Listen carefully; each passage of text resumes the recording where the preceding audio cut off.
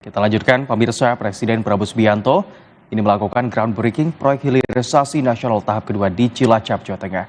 Kegiatan ini menjadi bagian dari komitmen pemerintah dalam mempercepat transformasi industri nasional melalui penguatan hilirisasi di sektor strategis.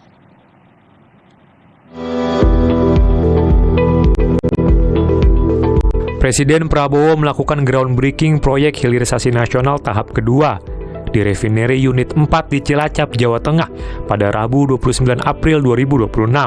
Dalam sambutannya, Presiden Prabowo menegaskan bahwa hilirisasi merupakan kunci untuk meningkatkan nilai tambah sumber daya alam Indonesia, sekaligus memperkuat kemandirian ekonomi nasional. Hilirisasi tahap kedua ini mencakup 13 proyek strategis hilirisasi dengan nilai investasi kurang lebih 116 triliun rupiah, meliputi 5 proyek di sektor energi, 5 proyek di sektor mineral, dan 3 proyek di sektor pertanian.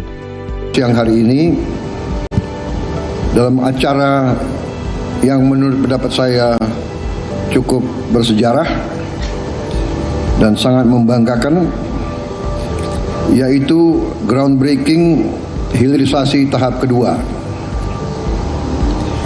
yang mencakup 13 proyek strategis hilirisasi senilai kurang lebih 116 triliun, meliputi 5 proyek di sektor energi, 5 proyek di sektor mineral, 3 proyek di sektor pertanian. Tadi sudah disebut hilirisasi tahap pertama ada 13 proyek di 13 lokasi, dan beberapa saat ini, tahun ini juga kita akan tambah hilirisasi mungkin 6 lagi proyek, dan terus menerus akan kita tambah. Mungkin ada tahap. Menteri Investasi dan Hilirisasi, sekaligus CEO Danantara, Rosan Ruslani dalam laporannya menyampaikan bahwa proyek hilirisasi tahap kedua merupakan kelanjutan dari upaya strategis pemerintah dalam memperkuat ekosistem industri nasional.